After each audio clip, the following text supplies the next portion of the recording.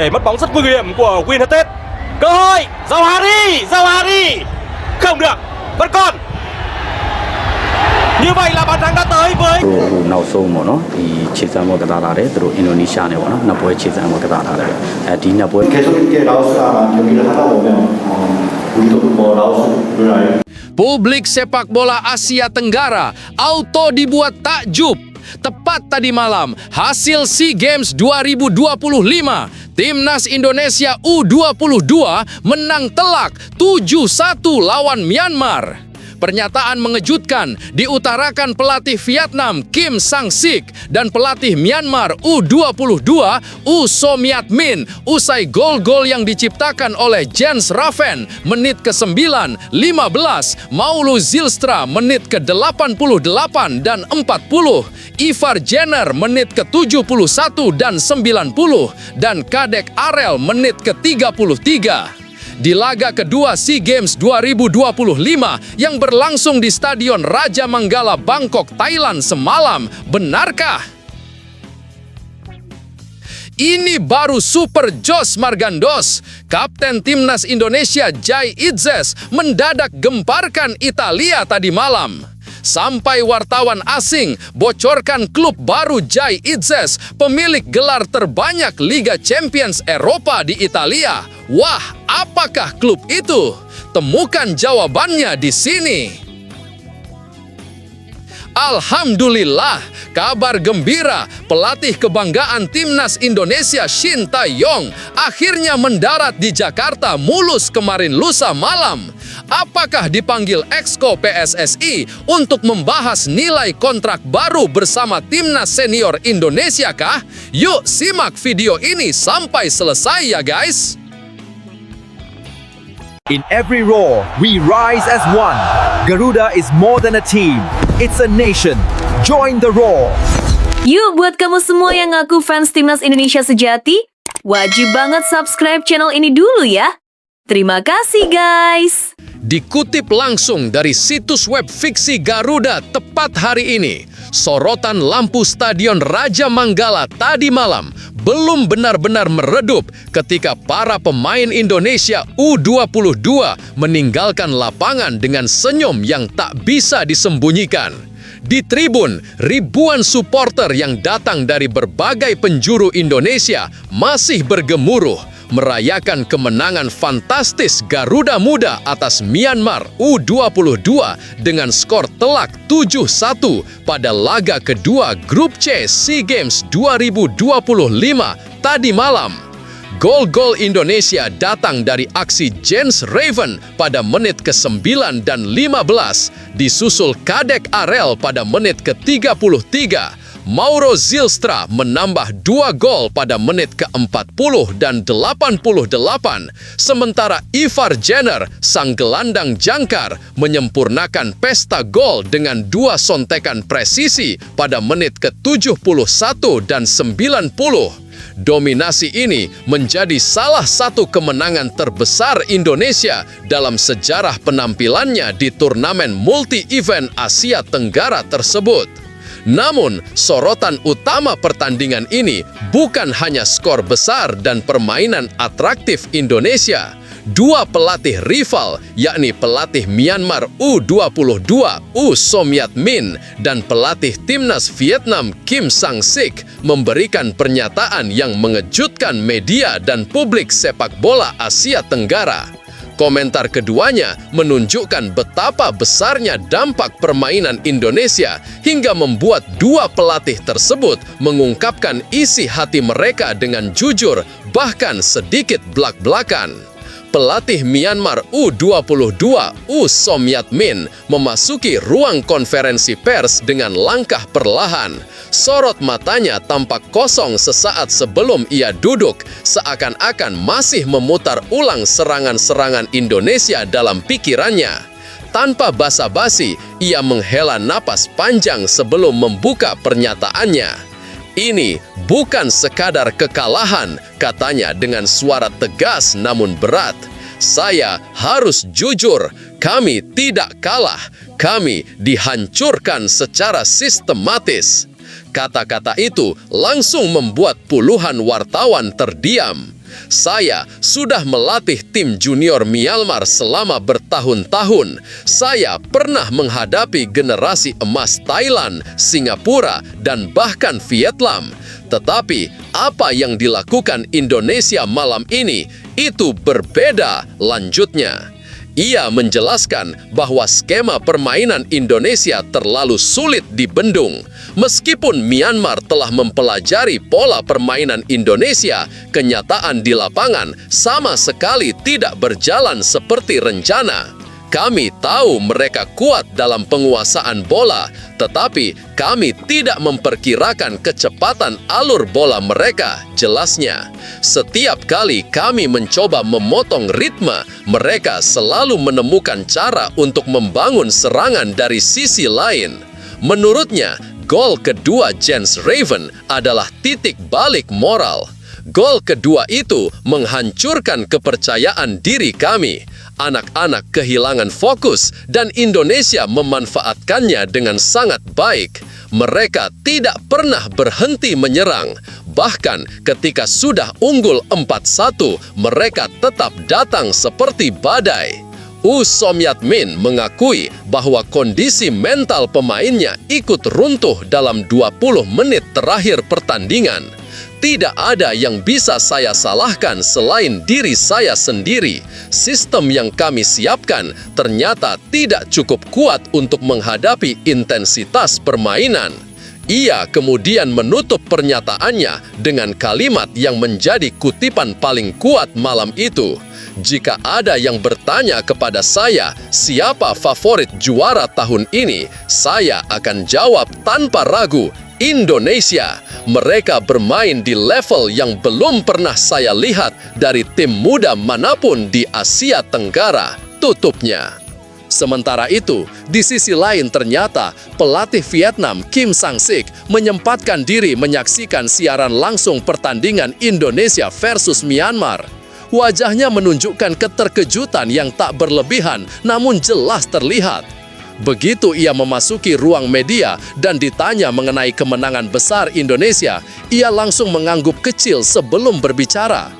Saya baru saja menonton pertandingan tersebut, katanya, dan saya harus berbicara apa adanya. Indonesia bermain sangat mengesankan. Ia menilai bahwa permainan Indonesia pada malam itu berada pada level kematangan taktik yang jarang terlihat di kelompok usia 22 tahun. Pressing mereka luar biasa. Mereka tidak hanya menekan, tetapi menekan dengan struktur. Jarak antar pemain terjaga, ritme transisi sangat cepat, dan keputusan mereka di sepertiga akhir lapangan sangat efisien, kata Kim. Pelatih asal Korea Selatan tersebut juga terkesan dengan kualitas finishing para pemain Indonesia. Dalam sepak bola, intensitas pressing saja tidak cukup. Anda harus menyelesaikan peluang, dan Indonesia melakukannya dengan sangat baik. Setiap peluang berbahaya mereka hampir selalu berakhir dengan gol, ujarnya. Ketika ditanya apakah Vietnam siap jika bertemu Indonesia di semifinal, Kim Sang-sik memberikan jawaban yang jujur sekaligus mengejutkan. Saya akan katakan dengan terus terang, ujarnya menatap lurus. Saya tidak ingin bertemu Indonesia terlalu cepat. Mereka sedang berada dalam performa yang sangat kuat. Jika ada satu tim yang ingin saya hindari sebelum final, itu Indonesia. Ia menambahkan bahwa timnya masih perlu banyak peningkatan. Kami menang melawan Laos, tetapi performa kami masih belum stabil. Kami harus bekerja sangat keras untuk mencapai level yang mampu menghadapi intensitas seperti yang Indonesia tunjukkan malam ini. Kim mengakhiri konferensi pers dengan pernyataan singkat namun penuh makna. Saat ini, Indonesia adalah tim yang paling komplit di turnamen. Tidak ada yang bisa membantah itu, tutupnya. Kemenangan telak atas Myanmar dan pengakuan jujur dari dua pelatih rival membuat Indonesia kini menjadi sorotan utama di SEA Games 2025. Permainan cepat, agresif, dan solid yang diperagakan Garuda Muda membuat banyak pihak mulai menempatkan Indonesia sebagai kandidat kuat juara. Myanmar mengakui keunggulan Indonesia tanpa tedeng aling-aling, sementara Vietnam bahkan mulai berhitung ulang mengenai peluang mereka jika skenario semifinal mempertemukan mereka dengan Garuda Muda. Tapi tunggu, benarkah kabar tersebut? Simak hasil penelusuran admin di akhir video ini ya guys. Kapten Timnas Indonesia dikabarkan tengah menjadi incaran klub raksasa Italia, AC Milan. Rumor ini pertama kali disampaikan oleh jurnalis media Italia Luca Cili di akun media sosial Twitter. Luca menyebut bahwa AC Milan minati Jay Ijes. Namun Luca menjelaskan belum ada kontak langsung antar kedua klub.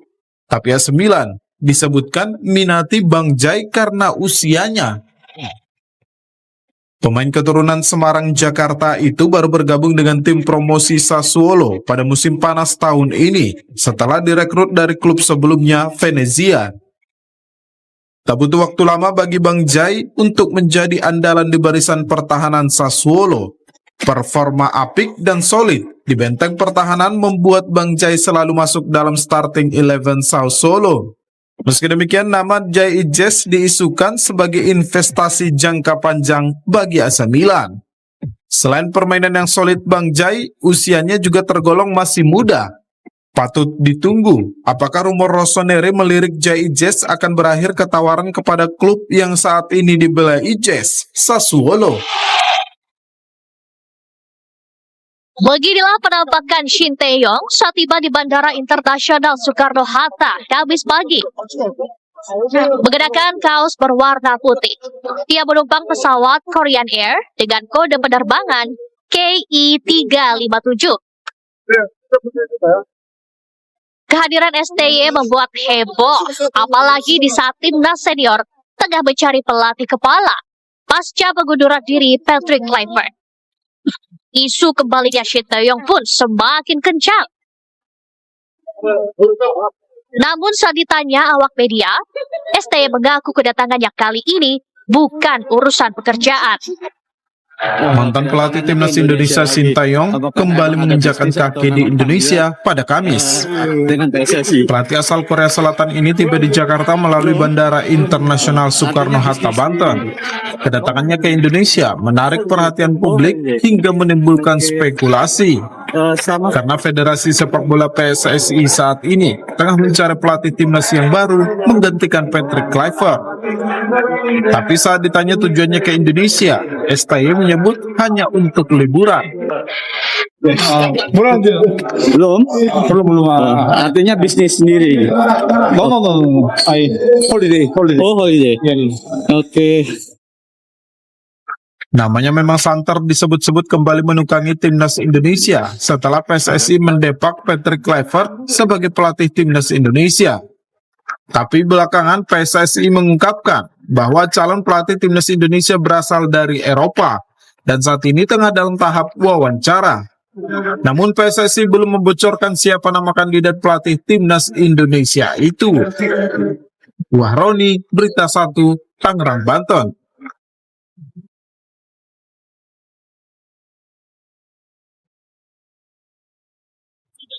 Pertandingan pertama timnas sepak bola putri di SEA Games Thailand harus menelan kekalahan pahit. Garuda Pertiwi kalah telak dengan skor 8-0 tanpa balas atas tuan rumah Thailand. Laga baru berjalan 7 menit, Merah Putih sudah tertinggal lewat gol bunuh diri. Gol tercipta saat bek Garuda Pertiwi mengantisipasi bola usai sepak pojok. Tapi bola mengenai pemain timnas Indonesia lainnya yang membuat bola masuk ke gawang sendiri. Di menit ke-27 Garuda Pertiwi kembali kebobolan lewat skema sepak pojok. Kemelut kembali terjadi di mulut gawang hingga membuat pemain Thailand berhasil mencetak gol kedua. Di ujung laga, 2 gol tambahan berhasil dicetak tuan rumah di menit ke-43 dan 47. Cukup baik. Shooting kali ini dan 1 gol jarak jauh. Shooting dari Sau. Pesta gol berlanjut ke babak kedua. Gol kelima dan ke-6 tuan rumah dicetak lewat titik putih. Kemudian di menit ke-55, gol ke-7 dicetak melalui sepak pojok. Tuan rumah tutup laga dengan mencetak gol ke-8 di menit ke-59. Hingga peluit panjang berbunyi tak ada lagi gol yang tercipta. Di laga perdana SEA Games ini, timnas sepak bola putri Indonesia harus rela menjadi bulan-bulanan tuan rumah dengan skor telak 8-0 tanpa balas. Kabar mengecewakan datang dari persiapan timnas Indonesia U22 menjelang SEA Games 2025 di Thailand. Gelandang andalan Garuda Muda Marcelino Ferdinand resmi batal bergabung setelah dipastikan mengalami cedera hamstring. Padahal, Marcelino dijadwalkan menyusul ke Thailand bersama Ivar Jenar pada 3 Desember. Ketua Badan Tim Nasional Sumarji menegaskan bahwa kondisi Marcelino tidak memungkinkan untuk terbang dan bergabung dengan skuad. Sebagai antisipasi, BTN langsung memanggil pengganti Rifki Ray, pemain muda Persik Kediri yang performanya tengah melonjak musim ini. Sebelumnya, sebanyak 21 dari 23 pemain sudah bergabung di Thailand. Rencananya skuad akan lengkap hari kemarin, namun cedera Marcelino mengubah situasi. Timnas U22 sendiri berada di grup C bersama Filipina dan Myanmar. Filipina akan menjadi lawan pertama pada 8 Desember, diikuti Myanmar pada 12 Desember. Indonesia wajib menjadi juara grup atau runner-up terbaik untuk melangkah ke semifinal. Babak final sekaligus penentuan medali emas akan digelar 18 Desember di tengah kehilangan Marcelino. Skuad Garuda Muda harus segera move on dan fokus menyongsong laga perdana dengan mental juara. Kemampuan beradaptasi cepat dibutuhkan Rifki Ray sebagai pengganti darurat Marcelino di momen krusial ini. Apalagi peran Marcelino dinilai sangat penting di lini tengah Garuda Muda. Persib Bandung memanaskan rumor transfer paruh kedua BRI Super League 2025-2026 meski bursa belum resmi dibuka. Keputusan cepat untuk mendepak William Marsilio langsung mengundang spekulasi, termasuk kabar bakal merapatnya Joey Pulupesi yang menjadi perhitungan dalam lini tengah. Kegiatan ini menarik perhatian fans dan menjadi pokok pembicaraan di tengah kesibukan klub, membuat para pendukung dan pengamat terus mengamati perkembangannya dengan penuh antisipasi. William Marsilio menjadi pusat perhatian dalam pekan terakhir setelah gagal memberikan dampak di laga melawan Lion City di FC Champions League 2. Saat pemain lain dipersiapkan untuk melawan Madura United, William tidak terlihat dan dipulangkan ke Bandung, menandikan putusan klub untuk mengevaluasi perannya di tim. Komisaris Persib, Umu Mukhtar, menegaskan bahwa William tidak sesuai dengan kriteria klub dan harapan pelatih, sehingga keputusan untuk melepasnya menjadi langkah logis. Langkah ini diharapkan memberikan ruang bagi perbaikan strategi dan perkuatan tim di paruh kedua musim. Pasca kepergian William Marsilio, Persib dikabarkan sedang mengamati Joey Pelupesi sebagai calon pengganti. Gelandang timnas Indonesia itu kontraknya dengan FK Lommel akan berakhir pada Juni 2026 dan peluang bergabung ke Persib diprediksi 64% menurut Transfer Market menjadi pilihan strategis untuk menguatkan lini tengah. Umuh Mutar menegaskan bahwa pengganti William sudah ada dan keputusan akhir akan ditentukan pelatih Boyan Hodak dengan janji kejutan bagi Persib. Kehadiran Pelupesi diprediksi akan memberikan stabilitas lini tengah dan menambah pilihan taktis untuk Boyan Hodak di paruh kedua musim. Meski William Marsilio dan Joey Pelupesi beroperasi di lini tengah, karakter mereka berbeda. William lebih menjadi gelandang serang yang aktif mendesak dekat kotak penalti lawan, sementara Pelupesi adalah gelandang bertahan yang menjaga stabilitas tim dan mengatur ritme permainan di lini tengah. Melihat tren pelatih Boyan Hodak yang mulai memainkan Tom Haye sebagai gelandang serang, rekrutmen Pelupesi diprediksi akan menambah opsi dan kekuatan di lini tengah Persib, memberikan kedalaman taktis, serta memperluas fleksibilitas untuk slot pemain asing selanjutnya. Kehadiran Pelupesi diharapkan memperkuat tim dan menjadi solusi strategis bagi Boyan Hodak dalam menghadapi paruh kedua musim. Pertarungan sengit siap tersaji kala dua tim papan atas Persib Bandung dan Borneo FC bakal bersua dalam laga tunda Super League. Bagi Persib ini momentum mereka untuk merapatkan jarak dengan pemuncak klasemen Borneo. Selain karena bakal mendapat dukungan penuh para bobotoh di Gelora Bandung Lautan Api, skuad Boyan Hodak juga tengah dalam tren positif di pentas Super League. Tercatat Tom Haye dan kolega berhasil meraih 5 kemenangan beruntun. Selain itu, dalam sepanjang sejarah, Borneo juga baru 1 kali menang di kandang Maung Bandung. Catatan ini penting karena Persib juga punya rekor kandang apik pada musim ini. Mereka tak kalah dalam 7 laga dan tak pernah pula kebobolan lebih dari 1 gol. Walau demikian, Persib tetap patut menaruh waspada kepada Borneo yang berambisi bangkit pasca rentetan kemenangan mereka terhenti di tangan Bali United pada pekan sebelumnya. Apalagi mereka juga punya catatan bagus sebagai tim tamu di mana selalu menang pada 4 laga tandang yang telah dijalani pada musim ini. Pada 3 lawatan terakhir, tim asuhan Fabio Lefundes bahkan selalu menang dengan selisih 2 gol. Ditambah lini pertahanan yang kokoh sepanjang musim ini karena belum pernah kebobolan lebih dari 1 gol. Dan ini tentu menjadi tugas berat bagi lini serang Persib. Untuk kembali ke jalur kemenangan, pelatih Borneo Fabio Lefundes dipastikan bakal menurunkan komposisi terbaiknya. Kini, mampukah Persib mendapatkan jarak? Atau Borneo yang kembali ke jalur kemenangan? Menteri Pemuda dan Olahraga Erick Thohir menemui Ketua Umum Komite Olahraga Nasional Indonesia Marciano Norman di kantor KONI, Jakarta Pusat pada Kamis pagi. Dalam pertemuan tersebut, Erick Thohir menegaskan pemerintah dan KONI harus berjalan seirama. Erick menyatakan seluruh langkah yang diambil kedua belah pihak bukan untuk kepentingan internal, melainkan untuk masyarakat olahraga secara menyeluruh. Ia memastikan persiapan cabur tidak hanya untuk PON, namun juga untuk SEA Games, Asian Games, hingga Olimpiade. Selain itu, Erick mengungkap rencana pada tahun mendatang, pihaknya berencana membentuk program bersama KONI untuk mendorong transformasi besar di dunia olahraga.